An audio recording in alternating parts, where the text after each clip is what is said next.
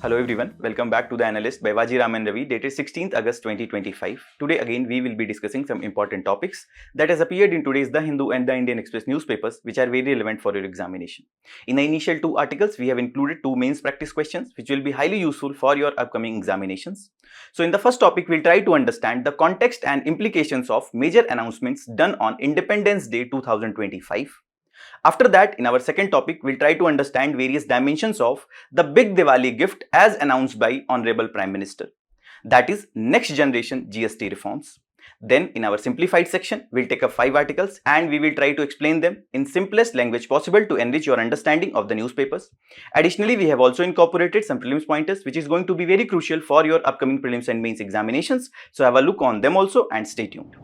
So let's start with the first topic, that is highlights of Independence Day. The context of this topic is that India's 79th Independence Day was celebrated with key announcements being done by Honorable Prime Minister. And this particular topic pertains to syllabus of your UPSC prelims, current events of national and international importance, and syllabus of your GS paper 2, government policies and interventions. So what we will be doing in this particular topic is that we have divided it into various pillars to actually understand the rationality behind these announcements and how it will be crucial in addressing various challenges that are hindering India's journey to become a developed country or Viksit Bharat by 2047. But before that, let's look into some basics of national flag, because there was a question that was asked in the prelims examination.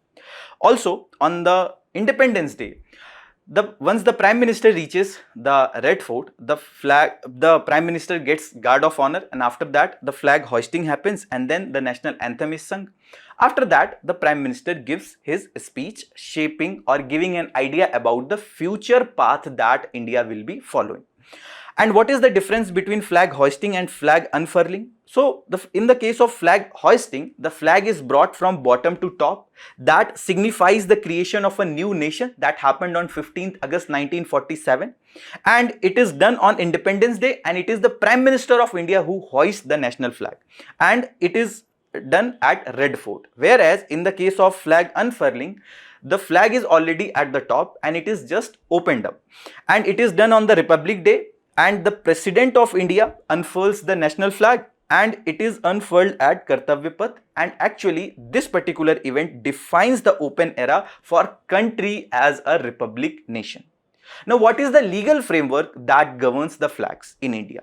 So, hoisting, use or display of Indian national flag is governed by Prevention of Insults to National Honours Act 1971. If anyone will be charged of insulting the national flag, he can get punishment up to 3 years of imprisonment, a fine, or both. And the Flag Code of India 2002 actually gives us an idea how the flag should be used by individuals, government organizations, or even by the private organizations. So the Flag Code of India 2002 says that the flag occupy a position of honor. A damaged or disheveled flag shall not be displayed. There were certain amendments that were done in 2022 and subsequently in 2022. That was the context of asking this question in the prelims of 2023.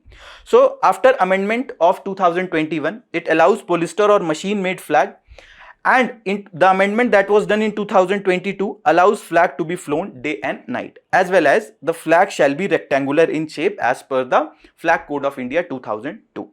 Now it says that the length of height the ratio of length to height, that is width of flag, should be 3:2, and these are the dimensions in mm in which the standard size of the national flag should be as per the flag code.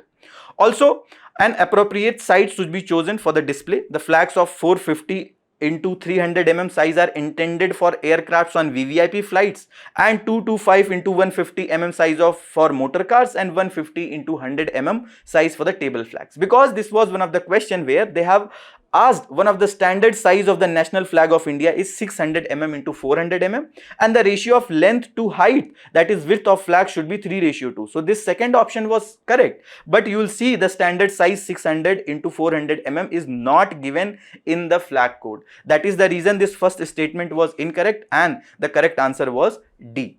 Now, what is the history of our national flag? In 1906, the first unofficial flag of India was there, in which we had three colors: red, green and yellow with lotus, moon and sun, and Vande Mataram written in between. And then the Berlin Committee flag that was first raised by Bhikaji Kama in 1907. So this Berlin Committee, which was formed in Germany by Lala Hardayal and his friends like Biren Nath Chattopadhyay. And in 1917, the flag, this was used during the Home Rule movement in 1917. After that, in 1921, this was the flag which was unofficially adopted, in which we had the color red, green and white with the charkha of Gandhiji in between. And then in 1931, this was the flag that was adopted, and this flag was also the battle ensign of the Indian National Army, which was formed by Captain Mohan Singh and which was significantly expanded under the leadership of Subhash Chandra Bose. And in 1947, this is the present tricolor flag of India, and it was inspired by the design of Pingali Venkaiah, who designed the tricolor Indian national flag.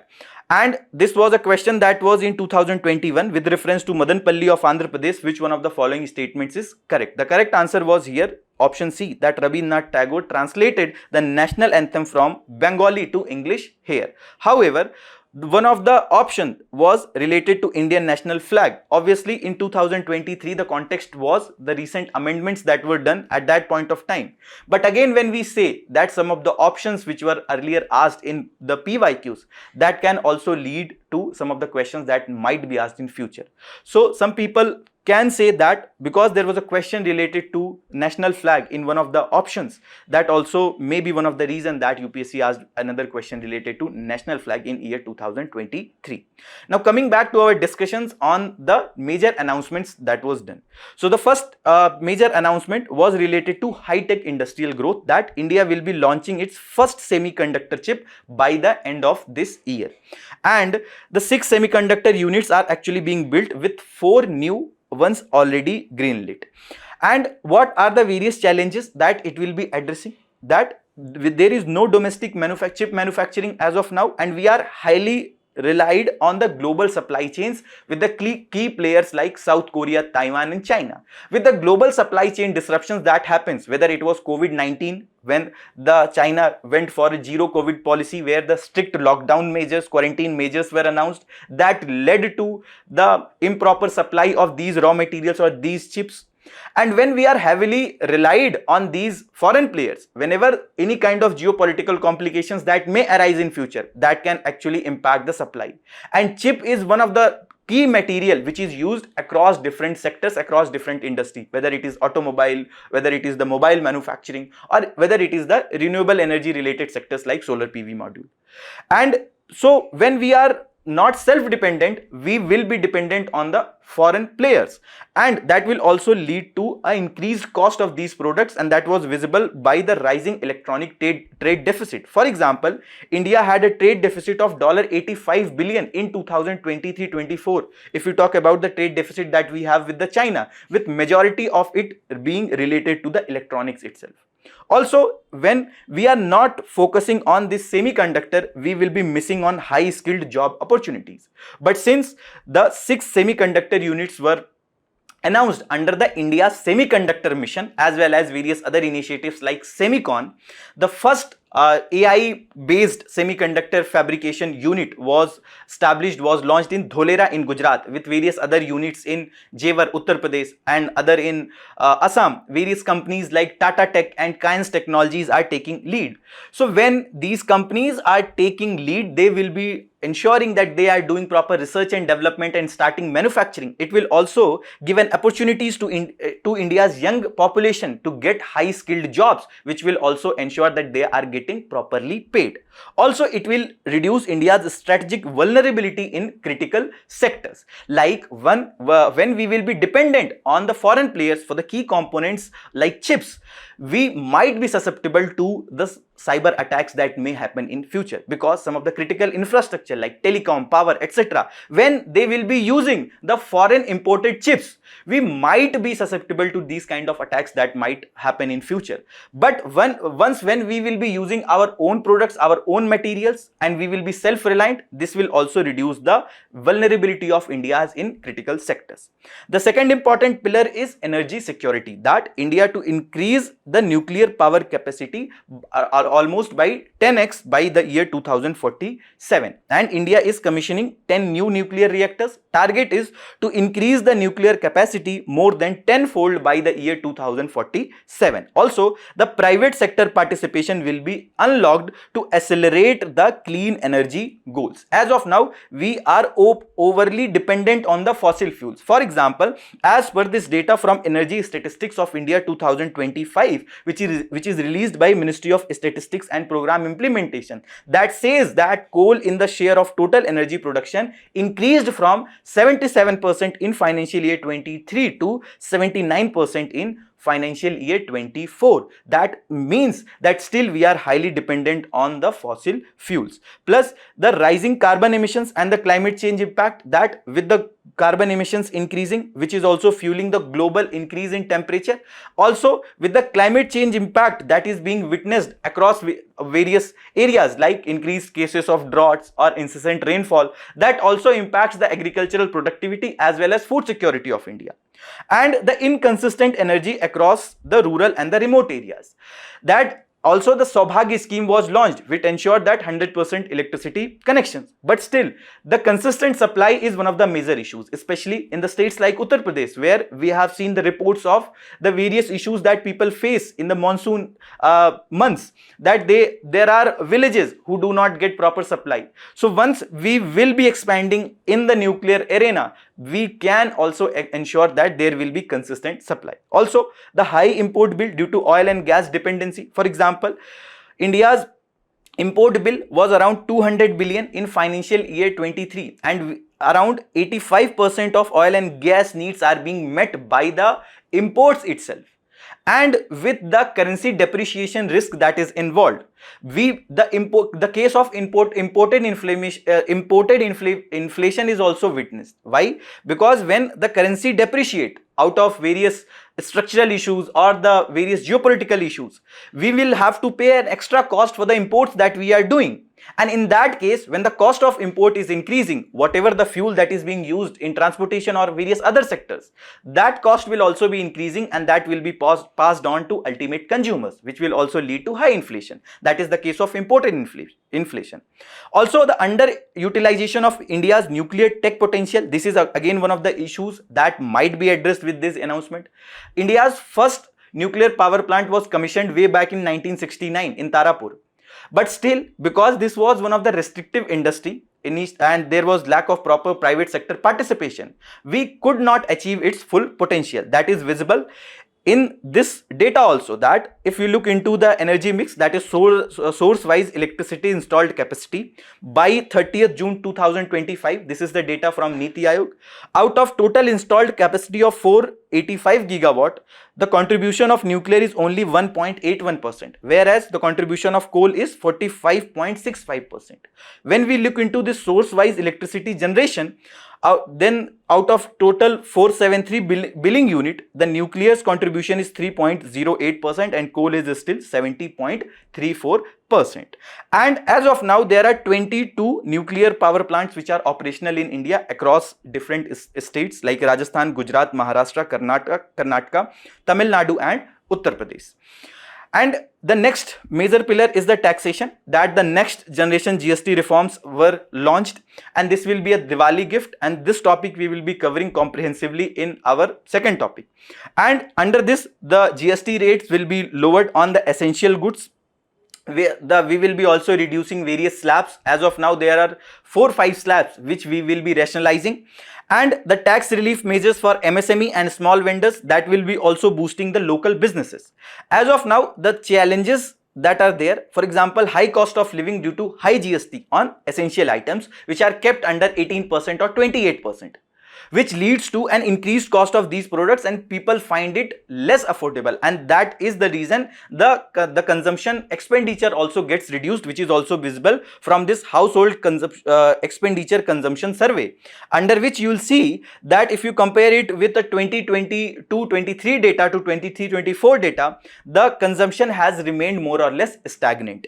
Also, the weak consumption and demand in the economy. When the consumption takes a hit, it also impacts the economic growth. Why?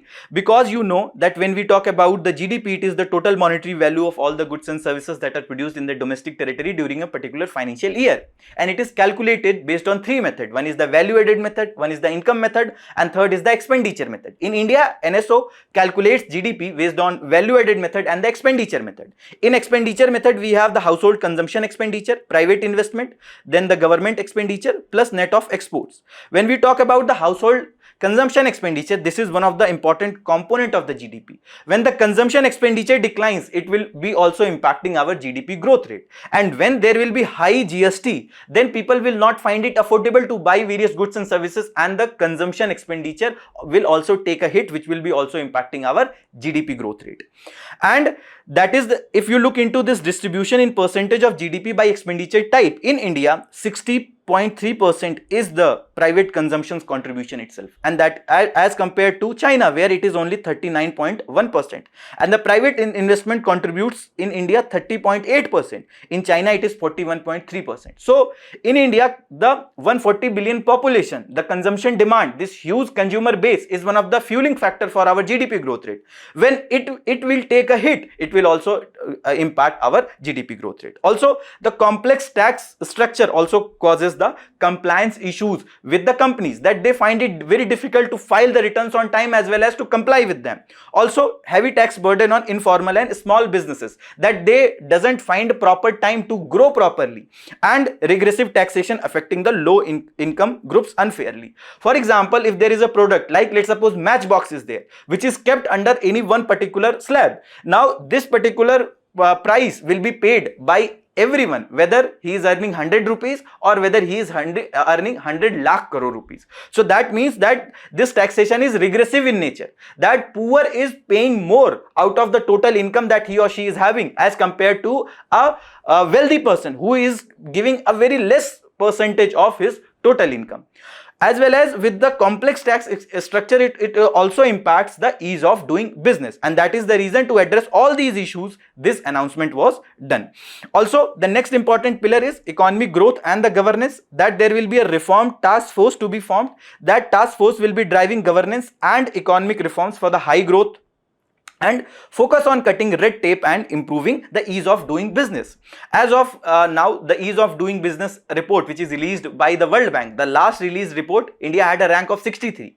But still, there are various lacunas. For example, after the global economic financial crisis that happened in 2008, from 2011-12 till now, India has been in that growth zone of 6 to 7% itself. It is not, India is not able to breach that limit.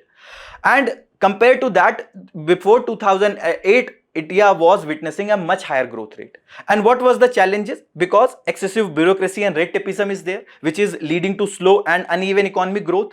Outdated governance systems and regulations are there. Too much compliance are there. Weak policy coordination across sectors is there. There is lack of inter-ministerial coordination itself. For addressing that, there was this PM Gati Shakti was launched, especially for the infrastructure building. Lack of long-term planning for a $10 trillion economy, and inefficiencies in public service delivery and implementation, the leakages, etc. that are happening. If we talk about this excessive bureaucracy and red tape itself, if you look into this data across the spectrum, the compliances that span various heads. For example, labor alone accounts for 30% of the regulatory laws, translating to nearly half of the total compliances and the filing, if you look into this data. And if you look into this global comparison, what will be the minimum days that a particular company will take to start a business? In the OECD and higher income countries, it is just 9 days. In sub-Saharan African countries, it is 21.5 days. In Europe and Central Asia, it is 11.9 days, whereas in India it is 29 days, much higher, as per the World Bank Ease of Doing Business report itself. That shows that there is excessive bureaucratism, there is excessive regulations, which is impacting or which is hindering India's growth. And with this task force, we might cut down on those regulations. For example, India rationalized the various labor laws into 4 labor codes. But still there are lacunas in implementation of them. There are various state-related regulations. The next pillar is that youth and employment. That Government is providing 15,000 for every young Indian landing their first private sector job. The goal is to create 3.5 crore new jobs. And what are the challenges that it will be addressing? The high youth unemployment and the underemployment. Lack of income support for newly employed workers. For example, as per the India Skills Report 2025, only 54.81% of graduates in India are considered employable. Means only 54.81% has that skills based on which they can get a proper jobs. That means that there is improper industry academia linkages. The universities are giving those kind of skills which are outdated, which are not used as of now by the industry. The demand of industry is machine learning, internet of things, as well as artificial intelligence, which is not being provided properly. Why? Because curriculum is not being updated regularly. Also, the male employability is 53.5%, whereas the female employability is 47.5% only, and 47% of Indian graduates are unfit for any type of industry jobs. That means it is also the gender discrimination that is happening because of the various stereotypes that are there, that women are more capable for only expressive roles and men are capable for instrumental roles. So because of this gender discrimination, the dual burden that women faces, again the female employability is less, and when the 50% of population is not properly participating, how we can achieve that high economic growth that we are thinking. Also, only 47% of Indian graduates are unfit for any type of industry job. 50.3% of graduates and 28.1% of postgraduates are employed in semi-skilled jobs not aligned with their qualification, means they are underemployed. For example, in the case of gig economy itself, the people who are working as delivery executives, you will see most of them are, a lot of them are highly qualified because they do not get proper jobs according to their education. They do not have any other option rather than working as the delivery executive itself.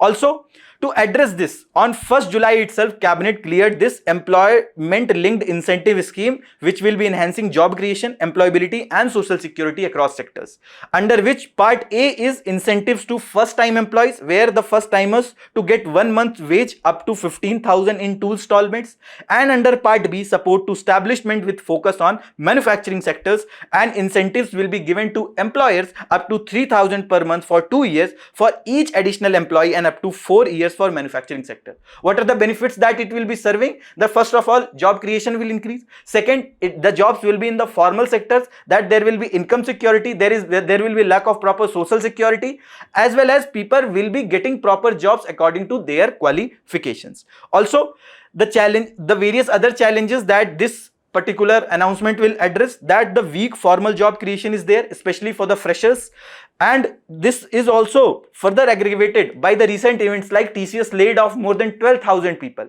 Why? Because of one of the reason is the AI disruptions that is happening.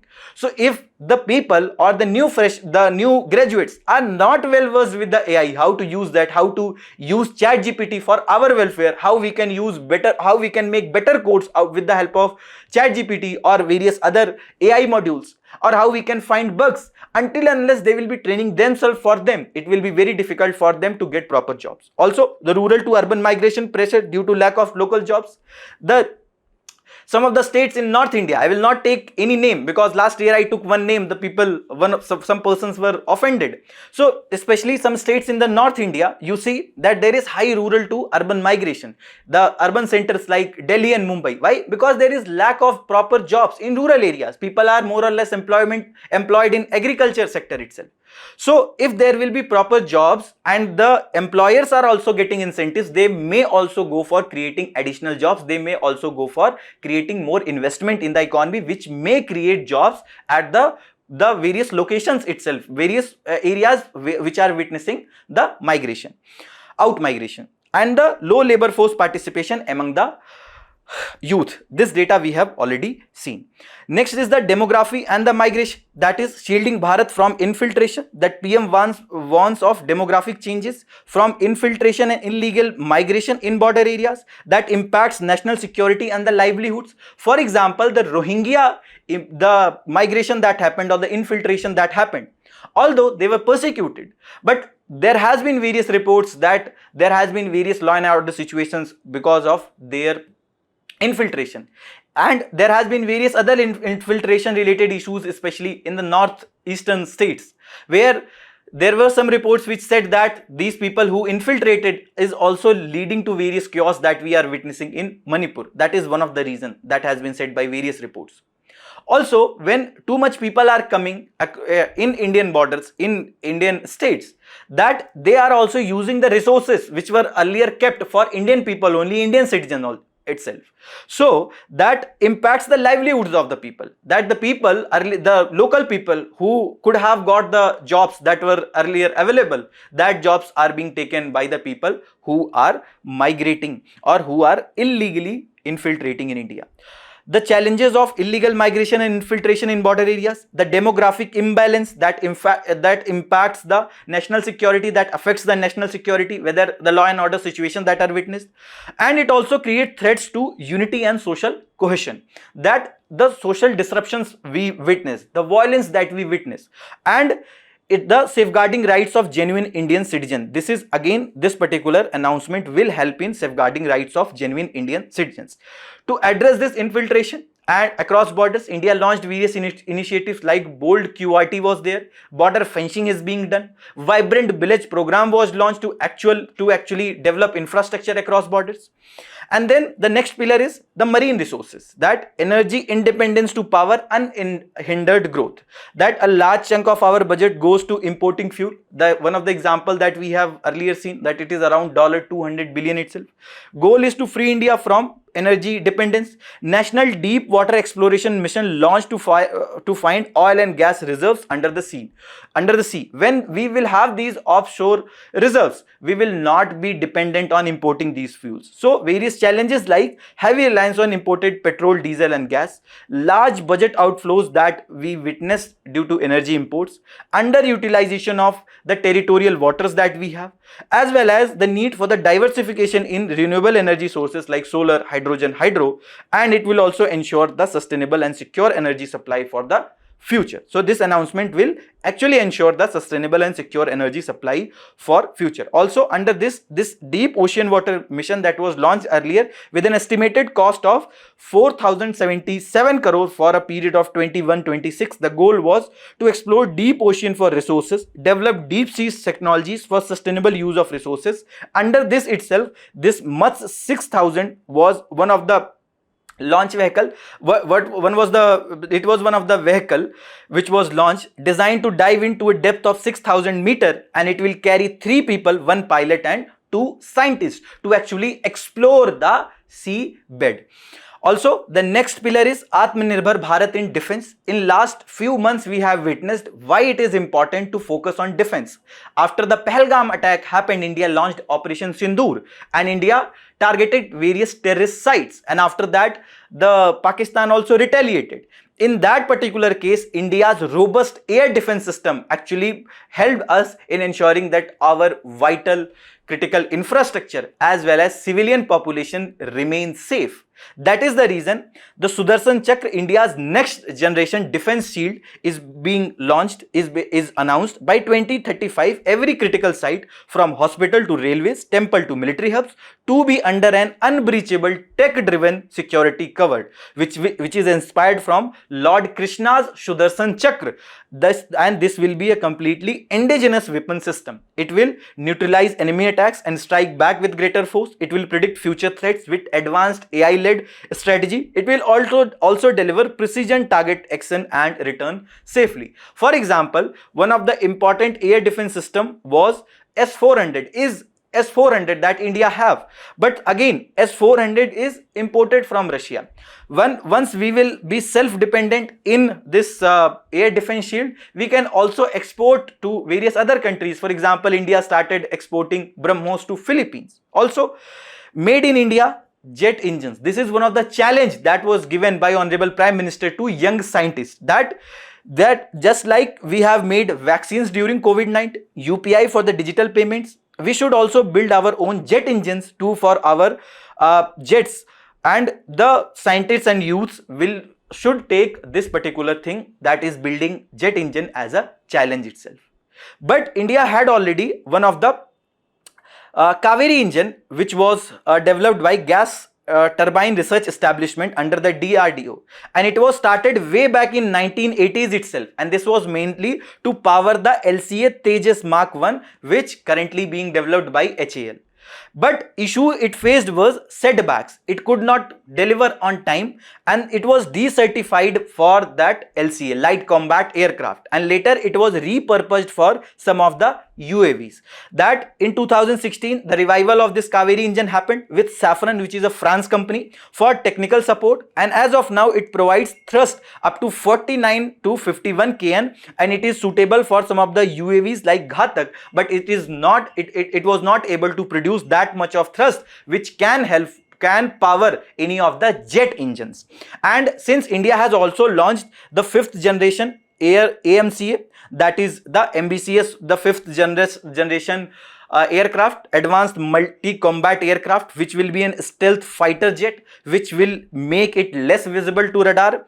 And so since India has already launched this AMCA, it will become very important for us to have our own Desi engine which can power this AMCA also. So with this Atmanirbhar Bharat in defense, with the various challenges that we will be able to address is dependence on foreign jet engine technology and imports. Again, there are strategic vulnerability whenever we are dependent on foreign imports, foreign jet engines itself.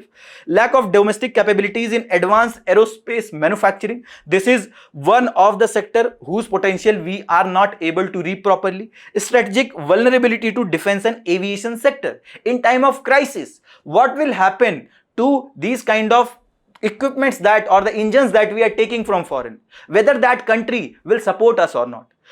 Underutilization of India's scientific talent and innovation potential. So with this particular announcement, we will be able to utilize this potential properly. And this is one of the mains practice question that you people can write from this particular topic. Next topic is next generation GST reforms. The context of this topic is that Honorable Prime Minister called the upcoming next generation GST reforms a Deepavali gift from the center, and this particular topic pertains to syllabus of your GS paper 2 government policies and interventions, constitutional bodies, and syllabus of your GS paper 3 fiscal policy growth and development. So this GST, which is an indirect tax which subsumed various center and state taxes, and it was launched on 1st July 2017, and it completed 8 years on 1st July 2025. And that is the reason the various feedback that government got from various stakeholders like the citizens, corporates, etc. Government is thinking to actually take up various reforms related to GST.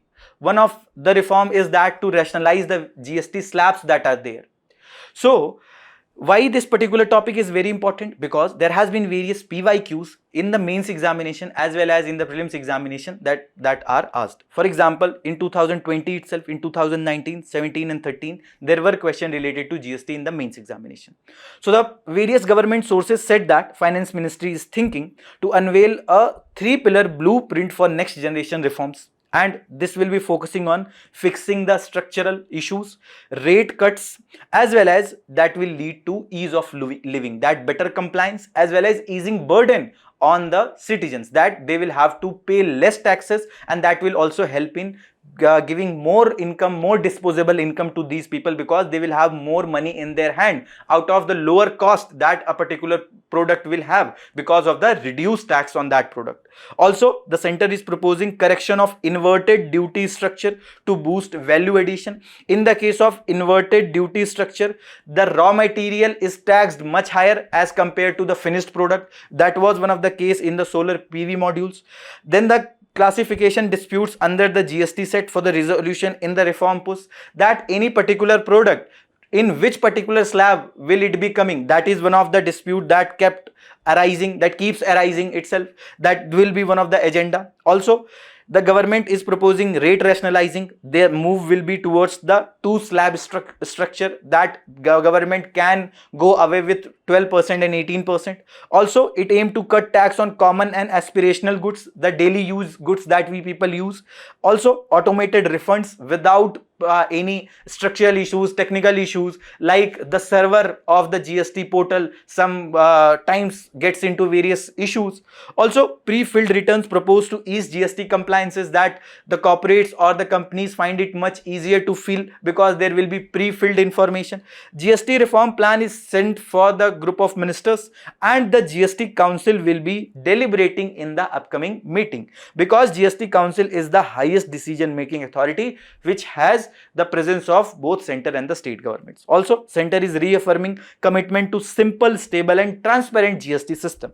GST reform plan anchored in cooperative federalism, says the government, because under this, the GST Council, which was created under Article 279A, the chairman of this GST Council is Finance Minister of India, whereas the members are nominated by the state government, and the center will have 1/3 voting power, state will have 2/3 voting power. However, decision will be taken by 3/4 majority. So until and unless there will be support of the state government as well as of the center, there it will be very difficult to pass any one particular decision that will be coming in front of GST Council. So this is one of the body which is promoting cooperative federalism in India. If you look into the basics, the bill GST was introduced in 2014, and the GST saw the day of light by the Constitution 101st Amendment Act of 2016. So bill is a draft legislation. When duly enacted becomes an act, means when it will be passed by Lok Sabha, Rajya Sabha, it gets assent of the president, and if it is impacting the federal principles, it should be also passed by the states.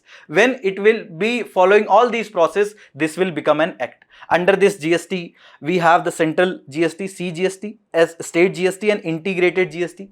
So the integrated GST or IGST will cover the interstate trade. For example, production is happening in Karnataka, whereas consumption is happening in Maharashtra. Here, the interstate trade is happening. In this case, integrated GST will be applicable. However, if the production is happening in the same state and the consumption is also happening in the same states, CGST and SGST will be applicable. The various taxes that were replaced under the GST, the state taxes like value added tax, entertainment tax, luxury tax, the tax on lottery, betting, gambling, octroi and purchase tax were incorporated.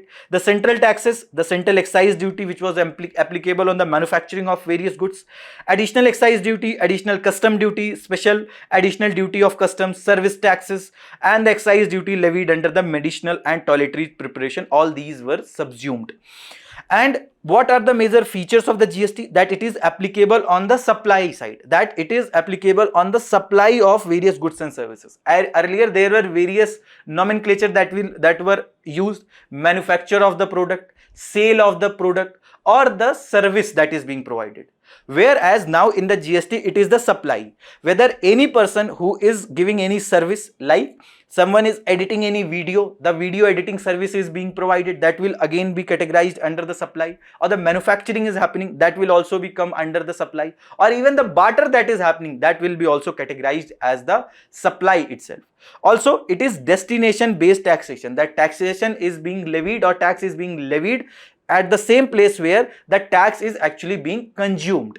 Also, the input tax mechanism is available under this GST. What does this mean? That, for example, there is a person who is supplying raw material, that is the cocoa, let's suppose, to a company named Cadbury, which produces chocolates, and let's suppose there was 10%, just as an example. Then let's suppose 100 rupees of cocoa was supplied to this company Cadbury, and there was 10% tax that was applicable. That means that Cadbury pays total 100 rupees cost of raw material and 10% GST or tax. Now let's suppose Cadbury is selling this chocolate in 200 rupees, and again 10% tax that is applicable on that sale of the chocolate, let's suppose. That means the 20 rupees tax will be paid by the Cadbury, but again they have already paid the 10% tax, 10 rupees tax, so they will be taking input tax credit, or they will be taking 10 rupees back which they have already paid. This is the case of the input tax mechanism to avoid tax on tax. That if the person is again paying altogether 20 rupees, that means he is paying 10% tax on the tax that he already paid. To avoid this cascading effect or tax on tax, the government gives this input tax mechanism that you can take back the tax that you have already paid. What are the various advantages of this GST? that it helped in increasing the revenue. For example, if you look into this GST collection data of last 4 years, in 2020-21 it was 11.37 lakh crore, and it increased consistently to 20.18 lakh crore in year 2023-24. Also, the average monthly GST collection in last 4 years is 0.94 was in 2020-21, and it is increased to 1.68 lakh crore in 23-24. That means a greater tax is the government is getting and when government is getting more taxes, it is also helping in shaping the growth story of India. Also, it eliminates the cascading effect, that is tax on tax, because of the availability of the input tax mechanism that we have. Also, it creates a common market, that there is a same tax that is applicable across different states, across different union territories. So that ensures that India is an integrated market where we do not have different rates of taxes. Also, it increases ease of doing businesses because there will be better compliances, and it will be much easier for businesses to comply with the GST because they have the same rate that will be applicable across different states and union territories. They will not have to comply with different tax structures, different tax related laws across different states. Rather, they have to comply with one GST itself. And it also helped in reducing the corruption and the leakages, that earlier there were the inspector raj like cases etc. were there with the faceless assessment and with the faceless the various other initiatives that were taken. It has also, along with the GST, helped in reducing corruption and the leakages, because here most of the things are online itself. GST filing is online. There is a GST portal where the companies has to file GST itself. So with the technological integration, there is less human intervention, less human involvement, that is also helping in reduction in the corruption and the leakages. Plus the e-wave bill, which is mandatory, with the invoices that has to be mandatorily uploaded, that is also ensuring that there is less corruption involved and everyone is paying taxes properly. But there are certain issues, multiple tax rates, that for example the 0%, 5%, 12%, 18%, 28% are the tax slabs, and this is one of the issue which Honorable Prime Minister is saying that they will be majorly addressing, that they will be rationalizing these slabs, and as per the government sources, this 12% and 18% will be done away with. Also, there is delay in the GST Council meets, that in last few years, especially after the COVID-19, there has been delay in the GST Council meets, which also impacted the decision making related to the GST, because GST Council is one of the important body which will be deciding, and when they are not meeting, obviously decisions will not be taken. So that is leading to kind of policy paralysis, and this issue is more or less addressed. Also, lack of coverage. Some of the important items like electricity, fuels, aviation, turbine fuel, etc. are still outside the GST ambit, and these are some of the components which are highly used across different sectors, and when they are not part of the GST architecture, that means we are not creating a common market, we are not getting a comprehensive coverage. Also, delay in compensations. This has been one of the major issues with the states, especially after COVID-19, when the revenue took a hit of the central government revenue took a hit after the COVID-19.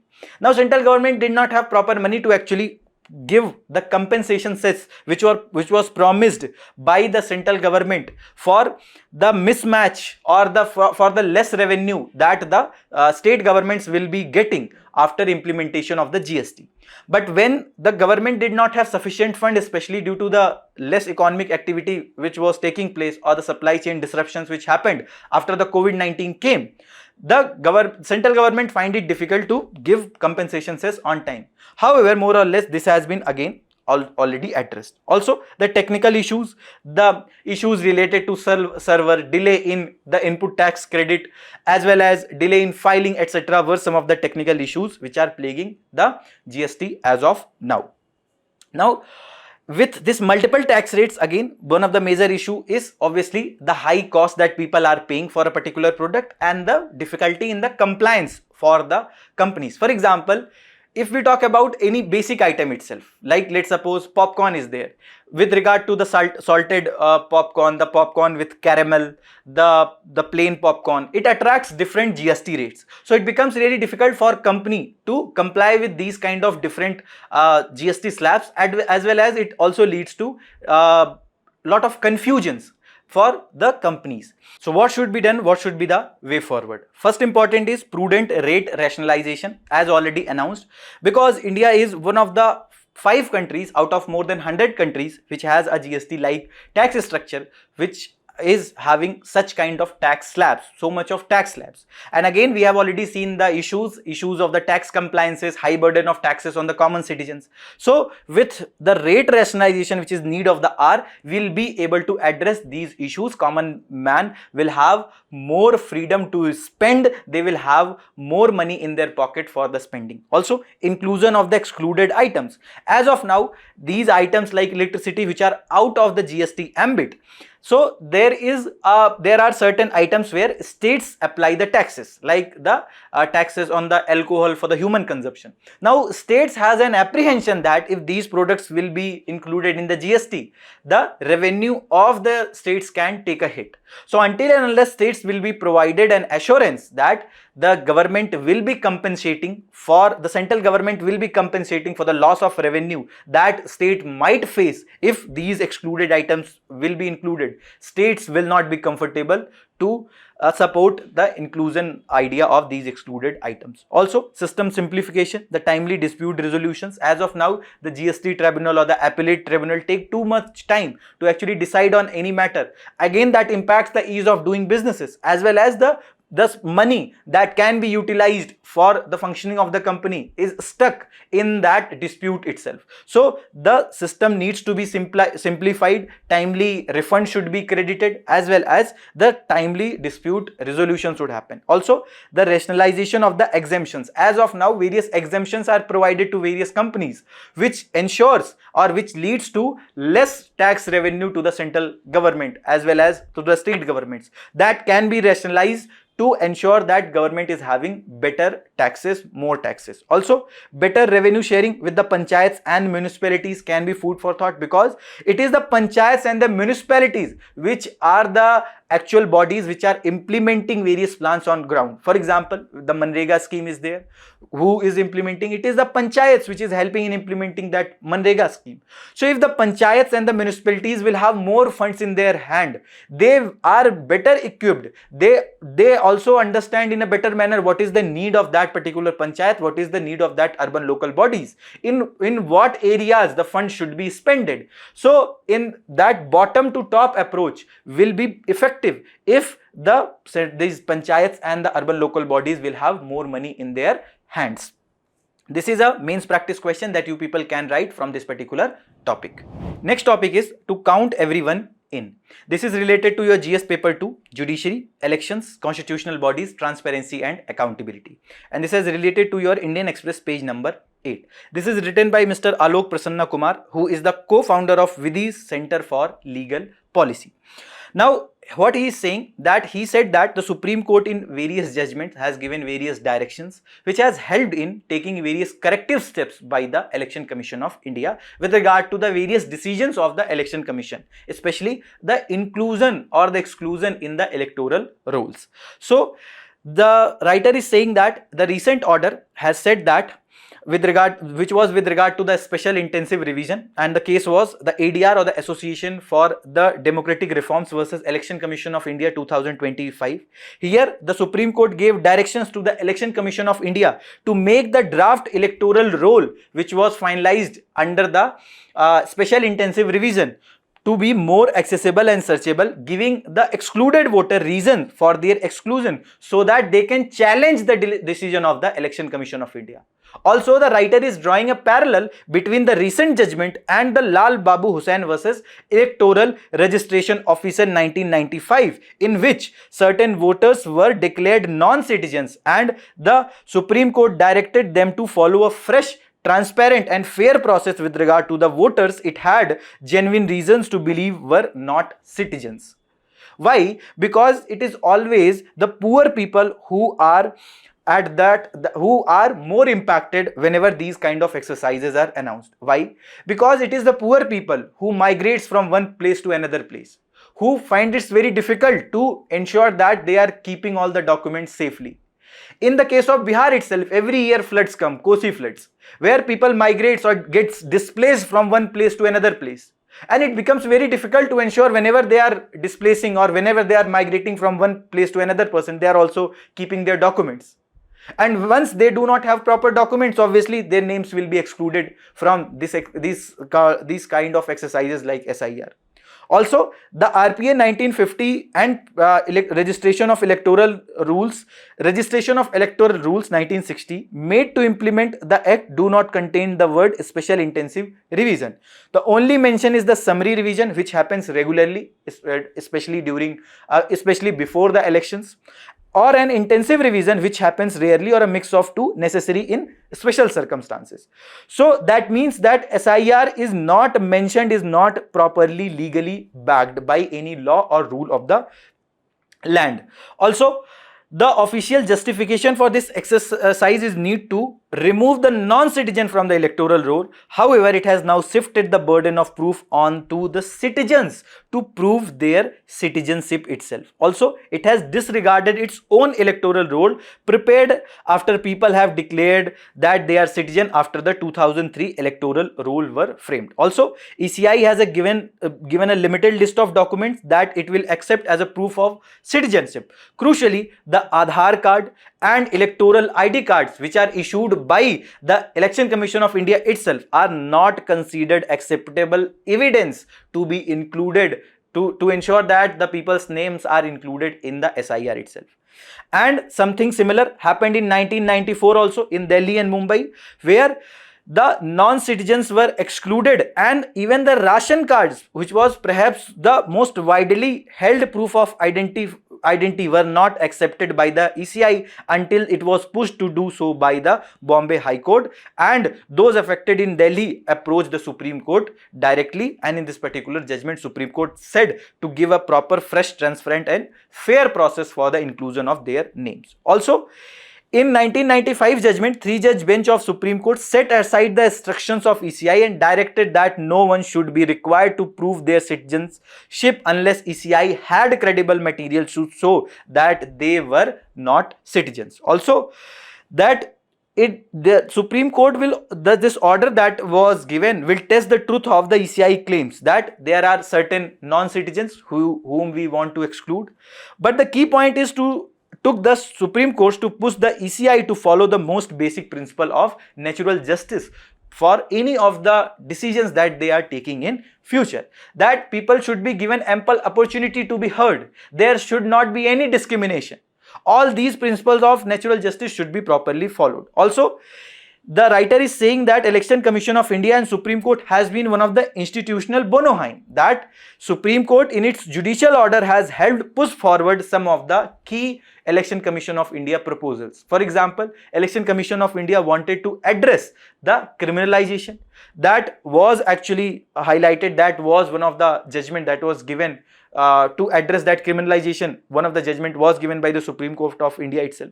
For example, the ECI proposal for change in the electoral process related to the declaration of assets, criminal cases, the disqualification of convicted politicians, and none of the above options, all this has been given in various judgments. For example, Union of India versus Association for Democratic Reforms 2002, that mandated candidates to file affidavits disclosing assets, liabilities, educational qualification and criminal cases that are pending or convicted, and all this you can get on the My Neta platform, where every affidavit of your MPs or the candidates who stood or who contested that election, you can find out that My Neta platform. PUCL versus Union of India 2013, that introduced none of the above nota option in EVM machine, allowed voters to reject all candidates while maintaining the ballot secrecy.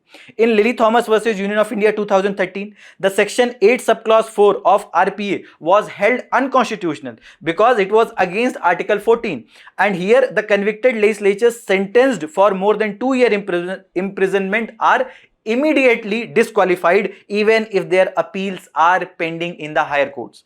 Also, in the ADR versus Union of India case that was of 2024, that was electoral bonds judgment, where the electoral bond scheme was declared unconstitutional. It was null and void because it violated the citizens' right to information, which is guaranteed under the fundamental rights of Part 3 of the Constitution. And it mandated SBI to stop bond issuance and reveal full donor details to the Election Commission of India. Also, coming along with the earlier order of the Supreme Court, which pushed the ECI to accept the Aadhaar card and EPIC card as the valid documents. This has meant that the focus of SIR has shifted from question of citizenship to the questions of correctness of the rules. That after the directions of the Supreme Court, the other documents are included. Although Aadhaar card is not a document of proof of citizenship. Also, the very first electoral roll in India that was prepared, even such way that even the homeless and the nameless, because at that point of time it was the tradition that the women were not telling their names to any stranger or to any person who is not belonging to that home itself. In that case, that person, that woman was named as someone's wife, as someone's daughter itself. So the mostly women were referred to only as someone's mother or wife. They also found their names on the voter rolls. And this was done at the time when the constitution was not even fine and no one knew who was going to be citizen in the new India. And had that exercise been done with the cruelty of the SIR, as said by the writer, India would never have been the world's largest electoral democracy, because most of the population find it very difficult to ensure that their names are included in the electoral rolls at that point of time when the first elections happened under the Sukumar Sen, who was the first CEC of India. Next topic is Humayun's tomb. This is related to your GS paper 1, Indian culture, salient aspects of art forms, literature and architecture from ancient to modern times, and this is related to the Hindu, page number 1. So the context is 6 persons were killed and 5 others sustained injuries after a portion of wall and roof of Dargah Masjid Patawali in New Delhi collapsed on Friday amid heavy rains, and Dargah is located near boundary wall of the 16th century Humayun's tomb, which is a UNESCO World Heritage Site. But as per the Archaeological Survey of India, that Dargah was not part of the complex. So Humayun, who ruled from 1530 to 1540 after the death of the Babur.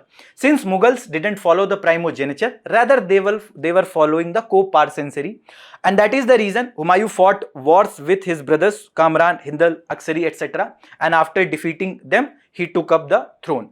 The literal meaning of the Humayun is the fortunate one, but Humayun in his lifetime saw various setbacks. For example, he lost his kingdom to Sher Shah. So Sher Shah Suri, who ruled from 1540 to 1545, he was the son of Hasan Khan, who was the Jagirdar of the Sasaram, Bihar.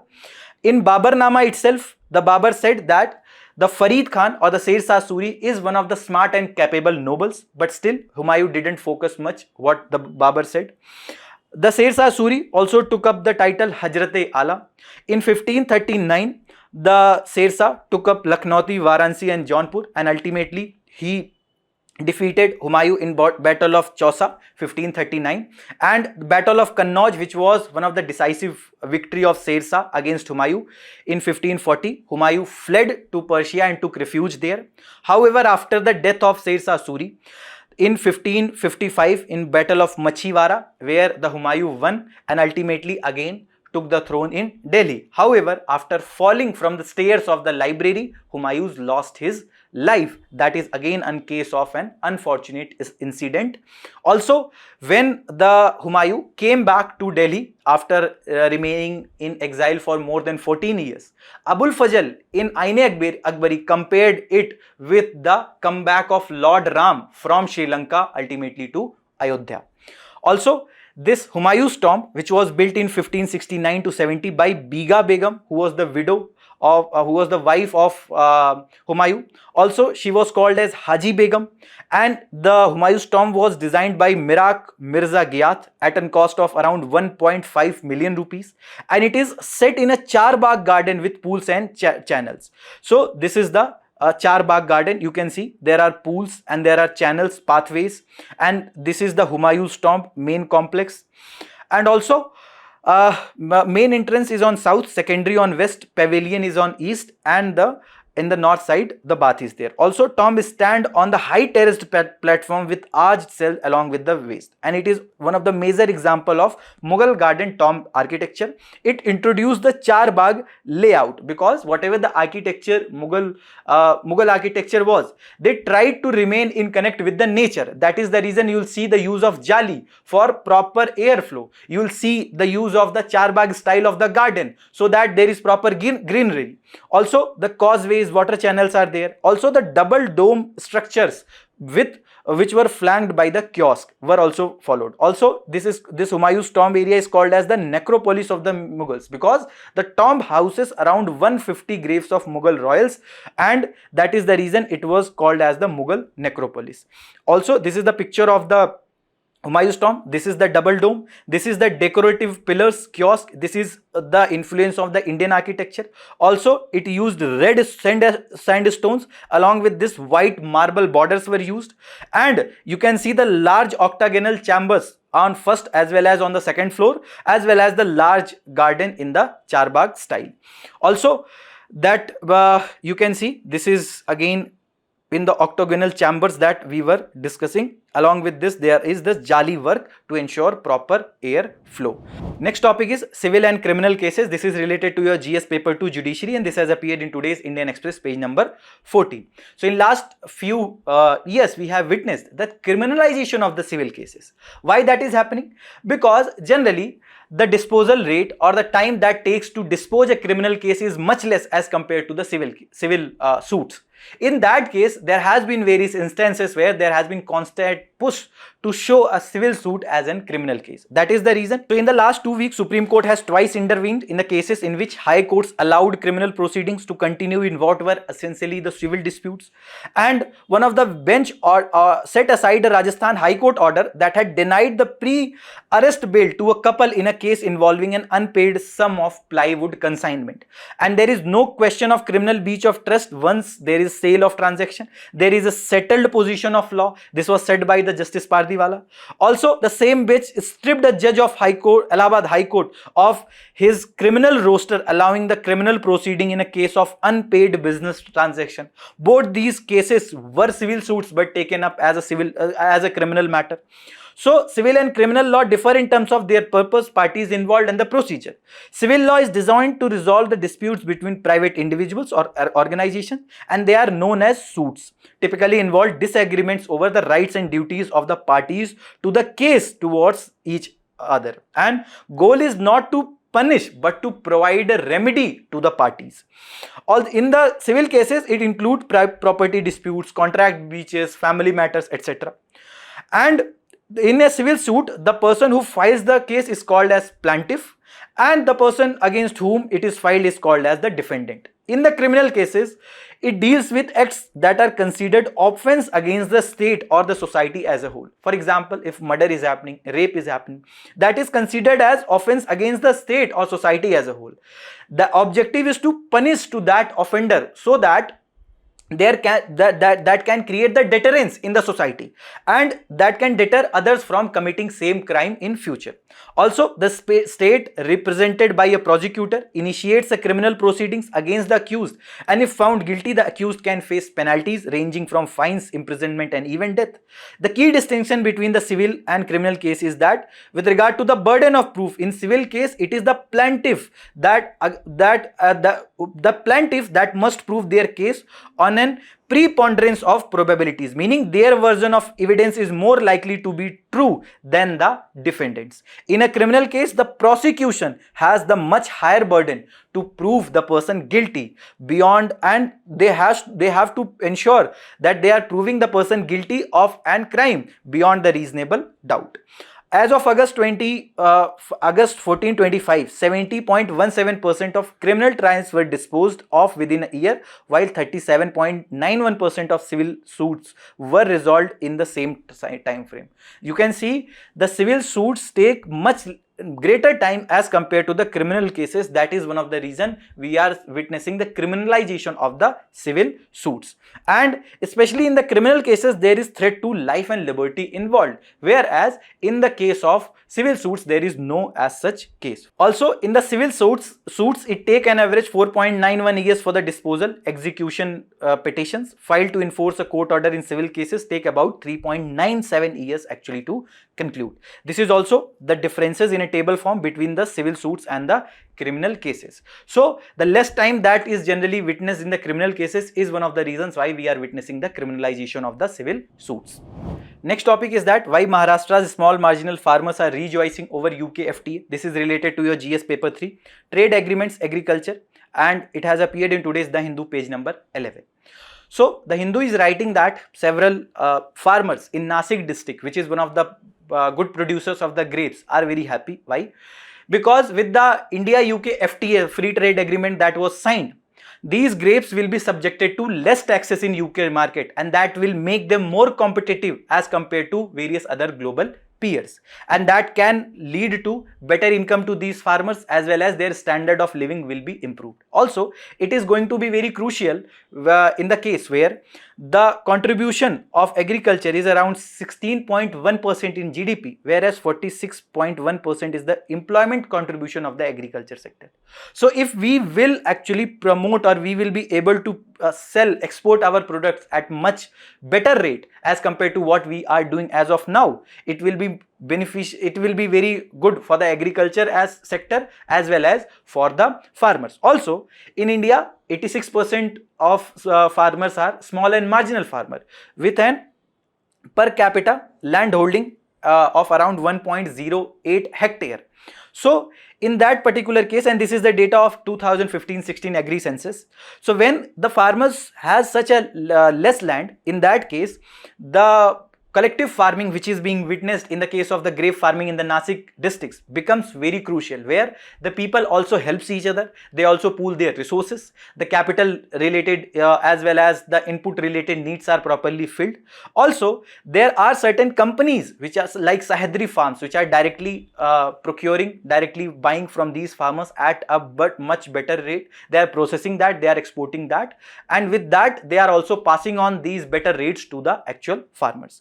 So the grape is grown in temperate to warm regions, and it requires hot and dry climate, and it grows well above 250 MSL. The varieties, there are almost 20 varieties with 12 commercially grown, and they are categorized into color seeded and colored seedless, white seeded, white seedless, and it requires modern pack houses, traceability system in place of tracking, also residuary monitoring plan for the pesticide safety. For example, there has been various cases where the preservatives are used beyond a permissible limit and it is breaching the parameter which is generally kept by the various countries which are importing the grapes from India.